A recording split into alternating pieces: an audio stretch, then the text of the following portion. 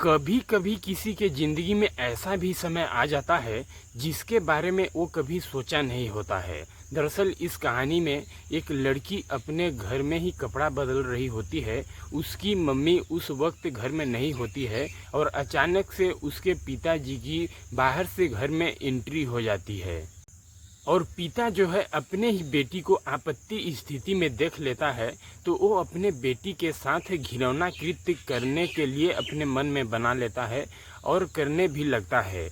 बेटी कितना भी चीखती चिल्लाती है पर ऐसा लगता है पिताजी को जैसे कि उनके कानों तक उनकी बेटी की आवाज़ ही नहीं पहुंच रही है और वो पिता तब तक अपने बेटी के साथ शारीरिक संबंध बनाता है जब तक उसकी जी नहीं भर जाती है।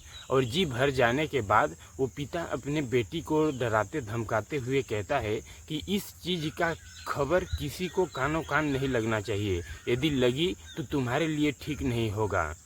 आगे इस कहानी में जो होता है दोस्तों, उसके बारे में किसी ने नहीं सोचा होगा। कई लोगों के कत्ल होते हैं और कई लोग जेल के सलाखों के पीछे चले जाते हैं। तो दोस्तों इस कहानी को पूरा समझने के लिए आप लोग हमारे वीडियो में अंत तक जरूर बने रहें। नमस्कार, हम संतोष कुमार, आप देख रहे हैं संतोष क्राइम सफ़र। यदि आप लोग नए हैं तो हमारे चैनल को सब्सक्राइब कर लेना और वीडियो को लाइक शेयर कर देना ताकि हमारा भी हौसला बुलंद होता रहे आप लोगों के प्रति। दोस्तों आज की जो सच्ची घटना मैं आपको सुना रहा हूँ वो है पंजाब प्रांत का एक शहर होता है लुधियाना। उसी लुधियाना में रह रहे होते हैं माता पिता और बेटी। वो पिता अपने नाबालिग बेटी का बलात्कार यानी कि उसके साथ शारीरिक संबंध बना लेता है और बेटी का रो रो कर बुरा हाल हो जाता है।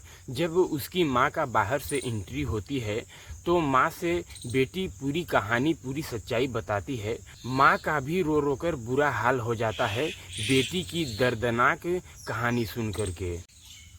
इधर माँ को समझ नहीं आ रहा था कि आखिरकार वो अब क्या फैसला ले इसके बारे में। उसको लगा कि शायद पिता ने जो बेटी के साथ पहली बार किया है उसी चीज़ को फिर से वो दोबारा से न दोहरा दे। तो फिर वो माँ अपने बेटी को लेकर के थाने में चली जाती है और अपने ही पति के खिलाफ अपने बेटी के साथ शारीरिक संबंध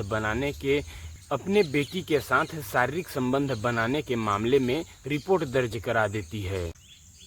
लुधियाना शहर की पुलिस जब इस माँ बेटी का इस तरह की बातें सुनती है तो वो मुकदमा दर्ज कर लेती है और इस केस का छानबीन बहुत बारीकी तरह से करने लगती है। आखिरकार उस पिता को पकड़ा जाता है और उसके चार्जशीट को कोर्ट में लगाया जाता है और कोर्ट जब फैसला सुनाती है तो उसके पिता को 12 साल की सज़ा सुनाती है। दोस्तों 2001 में ये घटना थी 1999 की। कठोर कारावास और इस व्यक्ति पर कोई भी रियासत न बरती जाए जब तक ये जेल के सलाखों के पीछे रहे, इससे कुछ न कुछ काम लिया जाए।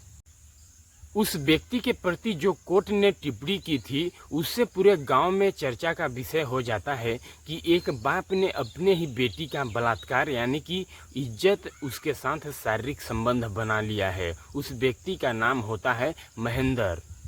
इधर महेंद्र का जेल में लगभग 1-1.5 साल का समय बीतता है तो उसके काम और व्यवहार को देख करके लोगों को मन में ये आता है कि ये जैसे कुछ किया ही नहीं है, ये बेकसूर है, बेगुनाहों का सज़ा भुगत रहा है। तो लोग उससे राय मशुरा करते हैं, तुम बेरोल ले सकते हो और बाहर जाकर के अपनी जिंदगियां जी सकते हो। तो महेंद्र जो होता है उसके भी मन में कुछ ऐसा ही विचार आता है कि क्या ये लोग जो कह रहे हैं वो हो सकता है। तो फिर महेंद्र अप्रैल 2005 में बेरोल के लिए अप्लाई करता है और उसकी अप्लाई स्वीकार हो जाती है और वो फिर जेल से बाहर आ जाता है।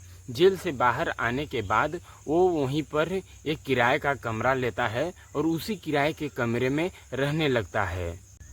और साथ ही साथ महेंद्र अपने पत्नी और बेटी को ये खबर भेजवाता है, तुम्हें हमारे हर वस्तु से दूर रहना है, चाहे वो हमारा घर हो चाहे घर में और कोई भी सामान हो, उसे हाथ नहीं लगाना है, उससे दूर ही रहना है तुम लोगों को। इधर माँ और बेटी जो होती हैं उसी महेंद्र के बनाए हुए घर में रहते हैं।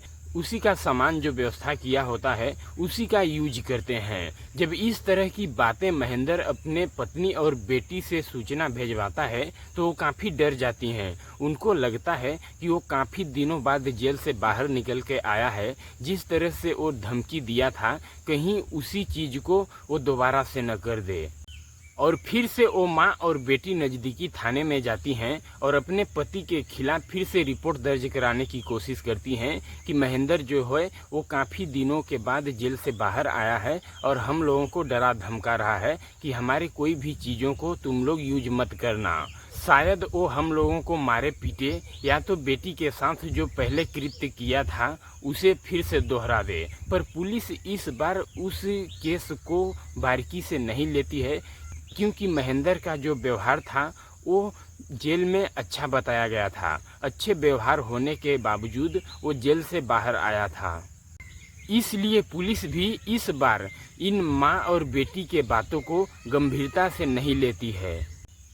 इधर जैसे ही कुछ दिनों का समय और बीतता है तो उनको माँ बेटी को लगता है कि ये बात आई गई है और सब ठीक ठाक हो गया है। इधर माँ बेटी को अब लगता है कि काफ़ी दिनों का समय बीत चुका है, अब सब ठीक ठाक है। पर 8 जनवरी 2024 का दिन होता है। लुधियाना का ही एक थाना लगता है होपे वाला। इसी होपे वाले थाने के अंतर्गत एक गांव लगता है प्रताप सिंह वाला। इसी प्रताप सिंह वाला गांव में माँ और बेटी दोनों, माँ यानी कि बीनू वर्मा, बेटी गीतू वर्मा, घर में दोनों मौजूद होती हैं। साथ ही साथ एक रिश्तेदार भी रहती हैं, सालू वर्मा। इसी बीच में उसका पति जो होता है वो घर के बाहर से एक सीढ़ी लगाता है और सीढ़ी के सहारे वो घर के अंदर प्रवेश करता है। और वो जैसे ही घर के अंदर प्रवेश करता है और उसकी पत्नी घर में पूजा कर रही होती है और उसकी पत्नी जब देखती है उसको तो वो जोर से आवाज़ लगाती है, चिल्लाती है और इधर से उधर भागने लगती है।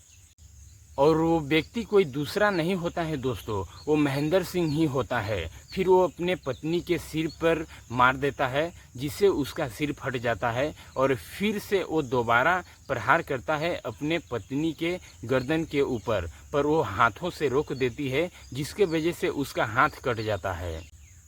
और दोस्तों महेंद्र इतने में ही नहीं रुका, वो फिर अपने पत्नी के वार कई बार कर देता है जिससे कि उसके पत्नी की वहीं पर तुरंत मौत हो जाती है। फिर चीखे चिल्लाने की आवाज़ सुनकर के बेटी जो होती है वो कमरे से बाहर निकलती है।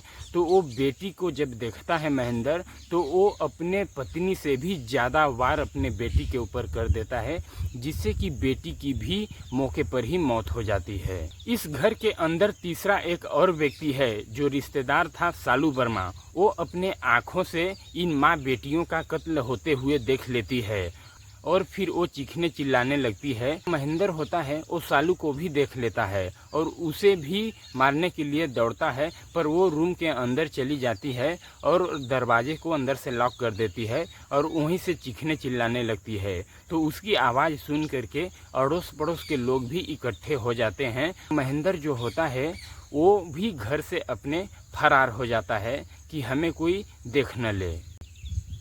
इधर महेंद्र के भाग जाने के बाद घर के दरवाजे खुलते हैं और आसपास के लोग जब घर के अंदर आकर के देखते हैं तो माँ और बेटी का खून से लथपथ शरीर उसी आंगन में पड़ा होता है और दोनों की मौत हो गई है।